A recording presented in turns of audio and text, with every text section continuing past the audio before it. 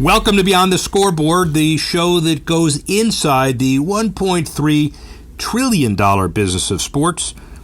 This is an amazing week as well. NBA, NHL Finals, Indy 500 over, and more racing to come. French Open finishing, U.S. Open golf starting, baseball heating up, football camps opening. Everything's happening, including the Women's World Cup. We'll focus a lot on soccer. We'll also talk about how to make you better as far as a weekend warrior is concerned, but we'll get into that in a minute. When you think about all of the items we have, if you want to get 15 of our items organized in a way that everybody can hear and see NBC.com, NBC Washington, Rick Horrow, Horrow Sports, at Rick Horrow, whole bunch of places that you can see all of this and enjoy not only the top 15 topics, but also the top 5 philanthropic topics, as well as the top 5 tech topics for the week. And also, if you want to subscribe to us on Apple Podcast, Audio Boom, Google Play, look for us on our iTunes feed and Audio Boom, and all of those places, you can get that on a regular weekly basis as well. So here we go.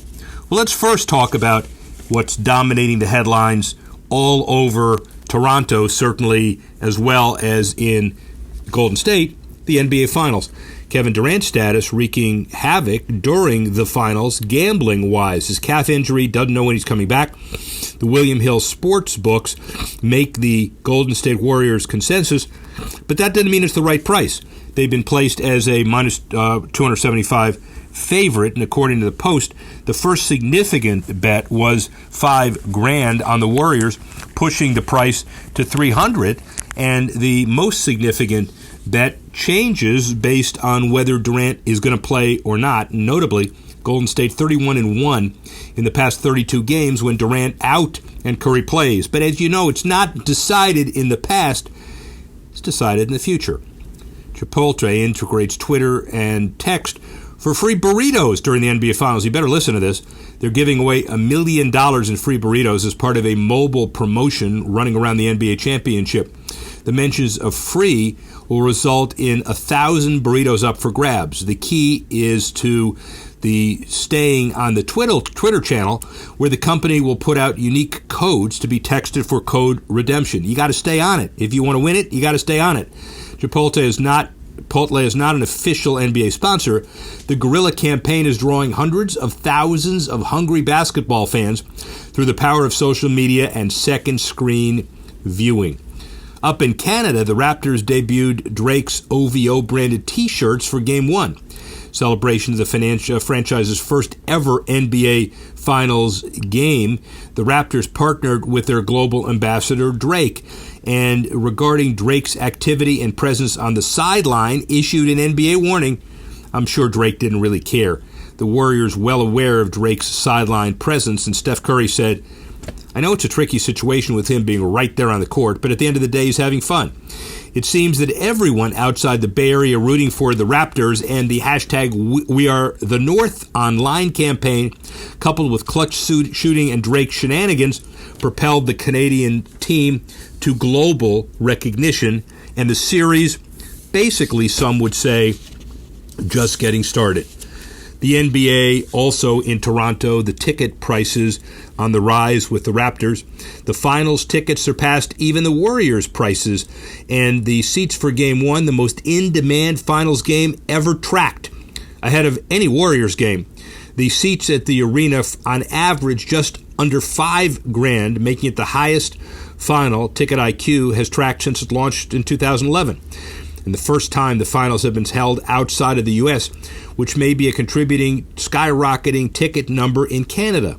And although Canada may be a nation connected by hockey, Raptors fans who watch games outside the arena in rowdy Jurassic Park prove the love of basketball certainly extends north of the border. Well, the NBA is really important. The WNBA is as well. It started its season, but it started its season without Breanna Stewart. One of the reasons she is said to be out, obviously with a torn Achilles, is because of the overwork, her playing European basketball. Some parlay that into a need to provide more compensation from the WNBA for its superstars. Others toil in the laboratory attempting to find ways to make these athletes stronger and recovery better. Jeff Conroy, an experienced licensing executive, entrepreneur, and operating executive with over 30 years of experience in the life sciences, has founded a company called Embody, chairman and co-founder, a medical device company developing regenerative products for the repair and replacement of tendons and ligaments, with $12 million in R&D funding from the Defense Advanced Research Projects Agency. It's called DARPA. He has an incredible story. The regeneration of tissue for Achilles and other limbs is not just for the Breanna Stewarts of the world, but it's also for the weekend warrior. He has an amazing story to tell. It's the intersection of sports, business, and medicine. And given the fact that we're all talking basketball right now, here's Jeff Conroy. Jeff Conroy bills himself as a life sciences executive, but he's so much more. He's the founder of Embody, which is one of the newest great companies to burst on the scene. How's that for an intro? Oh, perfect, Rick. Really, I appreciate the opportunity to check in. Thank you. Well, we do this on a regular basis, obviously, because it is a long journey. And first of all, give us a quick elevator speech about what Embody aspires to do and how unique you are in that position. No, absolutely. So Embody is really focused on leveraging your own body's regenerative power. We build these collagen-based scaffolds which accelerate the repair and the healing of tendon and ligament injuries. And so for indications like Achilles tears, which will be our first product that we launch, and for rotator cuff tears, we are really focused on leveraging the power of collagen and our aligned matrix to harness the cells in your body and grow a new layer of tendon-like tissue over a surgical repair. And the reason that's important is that if we can grow new tissue, we can inhibit scar formation, and less scarring accelerates your rehab. And those are the things that we'll prove out in human trials. For our journey, the genesis of this company is that the Department of Defense had a real challenge in that they want to accelerate the recovery of Special Operations Forces, Navy SEALs, Green Berets, Rangers. And so we were tasked with the opportunity to develop our technology with support from DARPA and DOD. Now we've taken it over the last 4 years into from the lab into animals, and we're finishing our pivotal study for Achilles this year. And the path is we'll have an FDA 510K clearance in the beginning of next year. And so everything we're doing is planning for patients being implanted with our technology sometime within the next 12 months, and really have the opportunity then to work with leading orthopedic surgeons and leading clinicians to start to build the body of evidence in human studies. And so we're really looking forward to becoming a commercial stage company. We think that Tapestry product that we'll launch in the first quarter of 2020 will quickly be followed later next year by a rotator cuff indication.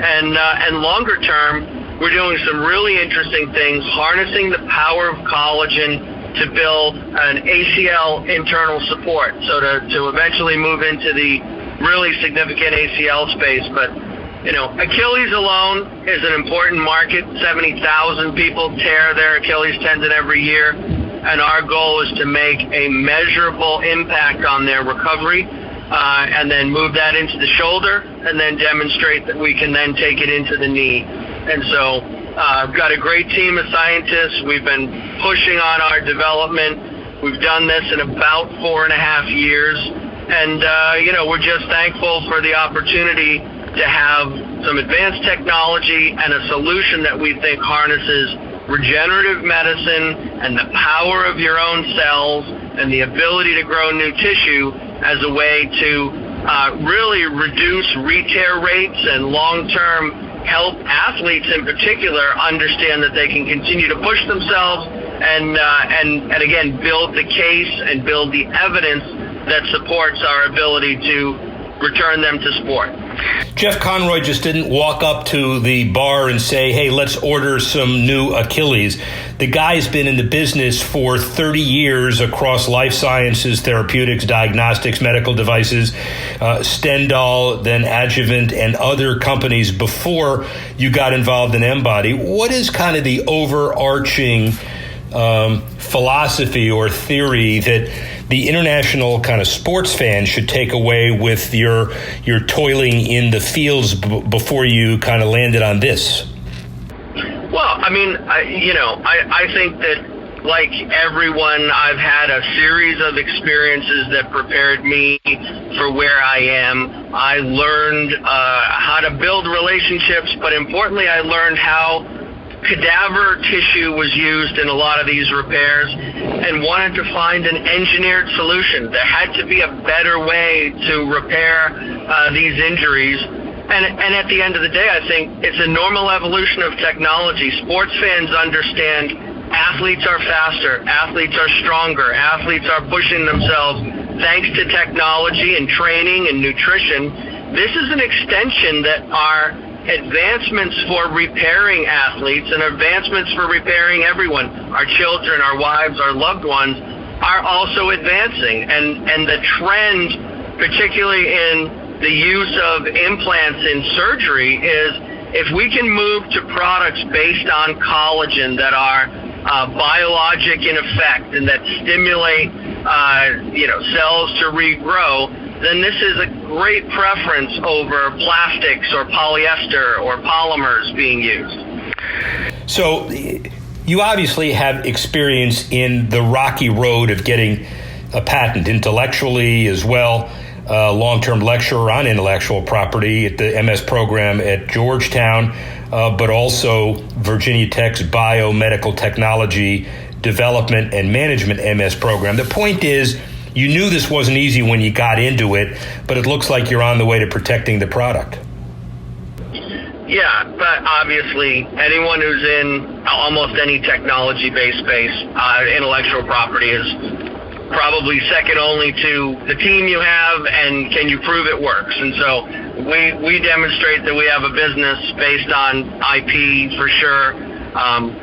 But it's one component, and just like investors and just like clinical data and just like surgeons who support what you're doing, it's one piece of the puzzle that we're focused on. So let's return for a minute to the whole DARPA process. It is unique and it deserves to be told in a little more detail. Give me a little bit of the history of your connection with the Defense Department and how they ultimately aligned with you and on what basis? No, great question. The DARPA is the Defense Advanced Research Projects Agency. They are probably one of the premier innovation-driven shops in the world. They invest in innovation. They invest in process of creating innovation. And their mandate is anything that is going to equip the infrastructure for defending the country and equip warfighters for doing their job. And in our case, equip the medical institutions to be able to help these patients recover. And so DARPA's really been responsible for a great number of innovations, including the internet. And so we had the opportunity to, look at how we would take a program that they had called Atoms to Products. And the whole idea, the thesis was at the atom or molecular level, substances have strength, and we want to demonstrate that we can maintain those strengths at the mesoscale, which is say millimeter to centimeter. And so we were able to just communicate with DARPA and tell our story around using collagen as a substrate, using collagen as a substance that we would use to make these products, and that we would mimic the ability of this material and the structure of a native tendon to be able to come up with our product. It was a very competitive process. There's multiple levels of review and competition. We were lucky that we were among some great institutions that were also funded in that program. It's been an excellent kind of a good housekeeping seal of technology and innovation improvement. It also enabled us to really focus on developing the whole solution, and that means also, to your previous point, protecting it with the right amount of intellectual property and having the license to stumble once in a while, right? Science and invention isn't a linear process. We run into challenges, we solve problems, we learn from those problems, and oftentimes it's the unintended consequences, it's the benefits of solving a problem that all of a sudden result in we increased our efficiency or we lowered our cost. And so I really look at DARPA as having given us the ability and the opportunity to have time to think, invent, demonstrate our success, and they've been a tremendous partner. Well, and also, this is a business and a sports show, but it is appropriate to kind of reach out and give kudos to a department when they're in the headlines. Sometimes it's all about equipment that doesn't work or something wrong. This is an incredible program that you're in the middle of, and it's not just one facet. I mean, you're into the Naval Advanced Medical Research Unit and collagen tubes for certain other parts of the DARPA pipeline, et cetera, et cetera. So obviously, it's a very positive relationship that you're basically becoming the link from defense to sports, as it were. No, yes, for sure. And I think it also just highlights that you consider healthcare as 24% of our economy. Healthcare is a large part of the responsibility of the defense infrastructure for the men and women who defend us. And so this is part of that process, and it's led to the initial work with DARPA has led to now a contract with the Army, also relationships with the Air Force and the Navy that are independent of DARPA. And so we've just been very thankful that we have found a real robust infrastructure with lots of innovative scientists and surgeons who want to participate in developing the kind of products that we're developing, and are also, and in some cases, they offer resources to us. In some cases, we bring the resources, and we're paying to be in studies and involved with them. And so it works both ways, and they've proven to be great partners. A couple more sports-related questions to kind of end this. The one is, we started by talking about the Breanna Stewart injury, which is only tangentially related, but it is pretty clear that a body, even on a world-class professional athlete, has maximums and stress points. And so I guess the moral of that story is not necessarily pay more money to pro athletes so they don't have to work elsewhere. It's part of the deal, but that's not what you're trained in. What your expertise is, you got to make sure that you look at every kind of medical opportunity to keep these world-class athletes as finely tuned machines, correct? No, you do. And I think the lesson is we can't always fight nature. Failure rates of something like a tendon are always going to be at a 10% more or less stress level, and so you can make sure you're stretched, you can be pliable, you can be strong and be fast, but at some point you're working against nature, and you can suffer an injury on the court, you can suffer an injury on the staircase if you're not careful. And so I think the challenge is, as you're recovering, you want to be an informed patient, and I think, like everything now, we have to be aware of what is evolving in certain areas if we're sports medicine patients, and in general, our goal is these are products and benefits that we're going to bring to all sports medicine patients as we expand the use of them over the coming years, and as are a number of other companies. This is an age of regenerative medicine products kind of coming into more standard practice, and I think that's going to benefit patients, obviously, long term. It's a great story, ladies and gentlemen. It's basically how DARPA and an enlightened Defense Department inspired a world-class entrepreneur to successfully negotiate the Tapestry Achilles rabbit pilot study that then allows him to create a product that might end up growing regenerative tissue on Weekend Warrior someday. Pretty interesting link, huh? Well, thank you. We appreciate it, and we're very supportive of all of our partners, all of our investors, and we're continuing to have a tremendous amount of fun and working very hard to bring these products to market next year. We'll follow the story of Jeff Conroy, the founder and chairman of Embody, and we will also follow its impact on day-to-day athletes as well as world-class athletes as well. Rick Horrow, Inside the Boardroom. Speak with you soon.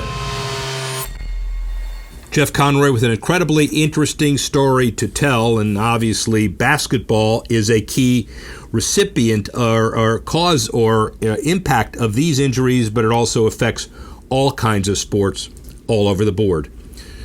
One of the biggest sports we're going to be captivated with and by in the next month or so is the Women's World Cup, and they certainly have a significant new sponsor coming into the tournament. Visa invests in the game, ensuring at least 50% of their investment would fund the U.S. women's nationals team and a much-needed spotlight on the stellar team as well. Marketing efforts, the deal will be soccer program development as well, including the sponsorship of the She Believes Cup, an annual 4-team international invitational tournament at the U.S., and additionally a new marketing campaign with all of the team's superstars, and Megan Rapinoe will join the Visa's roster of athletes, and the financial services brand will be the first partner of the Player of the Match award at the Women's World Cup. After U.S. women's soccer players sued U.S. Soccer over gender inequality in pay this March, Visa providing a helping hand for the 3-time champion Women's World Cup team, and see what happens. ESPN Plus broadcast the Copa America, another soccer event. The streaming service has obtained U.S. English language television rights for the Copa, the South America Soccer Championship that kicks off on June 14. And according to the Washington Post, ESPN claimed that all 26 matches will be streamed and none will be televised via linear broadcast networks. And although ESPN has not released viewership figures for its soccer on ESPN Plus platform, it's covering the early summer bases by also launching the Equalizer series with Alex Morgan, the U.S. women's national team star, coinciding with the FIFA Women's World Cup in France. How about Champions League? Broadcaster British Telecom calls up extra viewers via YouTube due to live matches from the Champions League and the Europa League for free, including its YouTube channel.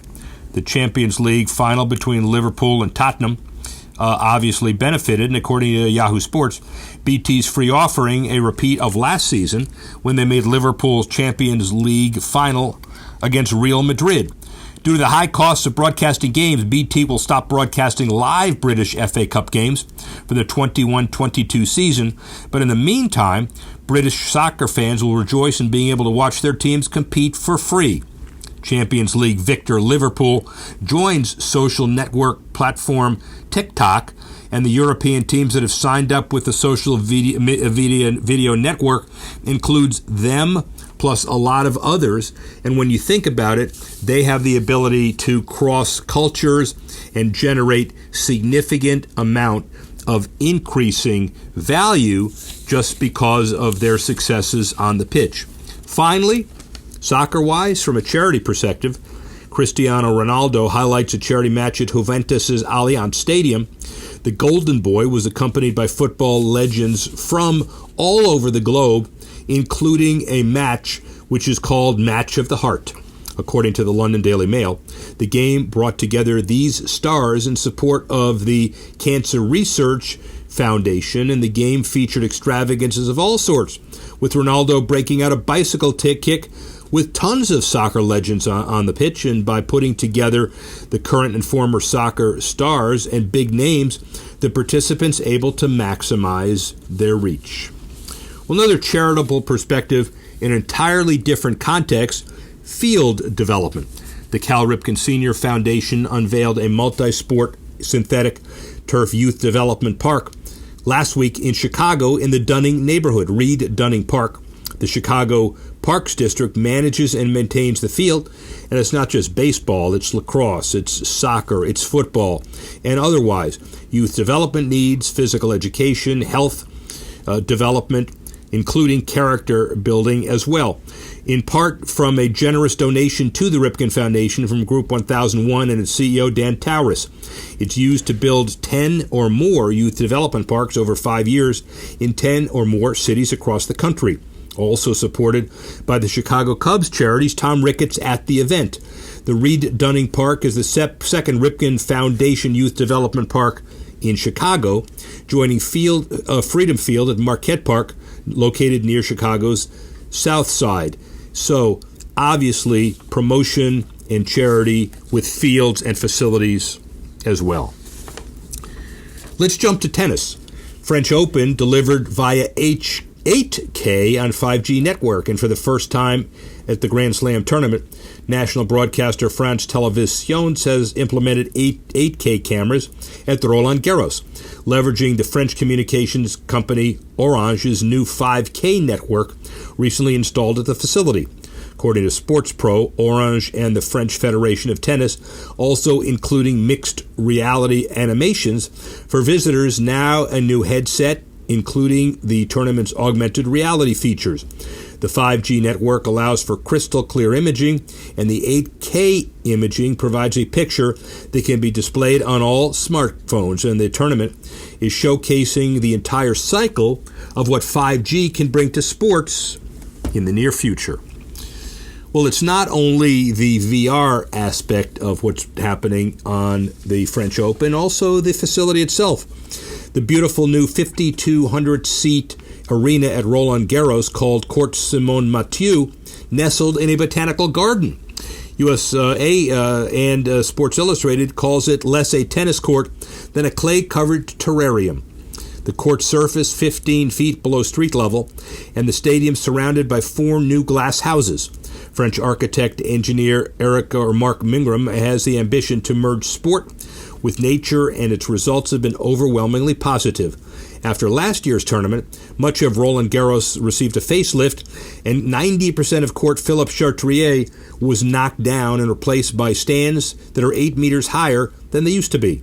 And by pushing the limits of what a stadium could do, the evolving Roland Garros has been the talk of the tennis community and will provide inspiration for future tennis facilities. Shift to hockey. NHL, Stanley Cup, higher viewership, Bruins, Blues, the highest Game 1 matchup in 4 years. Total audience delivery, 5.38 million viewers. The third most watched Game 1 since NBC began broadcasting the Stanley Cup Final in 2006 and even beat out The Bachelorette. And the series draws consistently high numbers. The Bruins and the Blues, the first time they meet in 49 years. And the NHL as well finalizes an extension of a deal with Ticketmaster, the official partner of 26 of the league's teams, and the global ticketing platform expanded its agreement to several of the league's marquee events, the Winter Classic, the All-Star Weekend, the Stadium Series. Now NHL tickets will include near-field communication technology, allowing fans to tap into a venue's entrances similar to tapping a credit card, which protects against digital tickets being copied and resold. And by cutting down on the falsely resold tickets, the NHL remains as one of the most forward tech sports leagues, with its new tap feature, sure to make the game a more efficient entry process as well. Kudos to the NHL. And then, as if we're not finished with golf, the U.S. Open coming up soon, and the USGA increases purses for both men and women at respective U.S. Opens. Last year's winner, Brooks Koepka, took home $2.16 million from a $12 million purse. This year, the winner brings home about $2.25 million as well. Last year, Arya Jujingarden took home $900,000 for her first place finish, while this year's winner, Younggun Lee, will take home a 7-figure price for the first time out of the year's $5 million purse for a revamped season-ending LPGA CME Group Tour Championship. The first-place finisher will receive $1 million. The LPGA clearly making strides to put athletes in a larger pool of dollars closer to the pay scale of their male counterparts. Finally, a gambling story, but it's also a charity story. Jeopardy champion and pro sports bettor James Holzhauser has donated his winnings to charity. Holzhauser, according to CSN, is 35, and he's a professional gambler from Vegas, and he became the second Jeopardy contestant ever to hit $2 million in winnings, and he is closing in on Ken Jennings' record haul of 2.5. But that's not the point of this story. He's given $10,000, he and his wife, to Project 150, the charity that helps homeless in Vegas by distributing school supplies, meals, and clothes. The Holzhausers also donated $10,000 to the Vegas Natural History Museum, and the couple's most recent donation, $10,000 toward an educational charity called Communities in Schools in Nevada. Through all of his Jeopardy success, he's become one of Vegas's most celebrated citizens, receiving a key to the Vegas Strip and having Clark County officials declare May 2 James Holzhauser Day. Well, that's nice. Obviously, making money and giving it back is the key to all of this. We'd like to thank Jeff Conroy of Embody for enlightening us on his medical breakthroughs. Like to thank Dan Martin and Tanner Simpkins, Reed Weber, for helping us put this program together. Thank you all for an incredibly busy week, still taking time to listen to the podcast and joining us once again next week when we go Beyond the Scoreboard.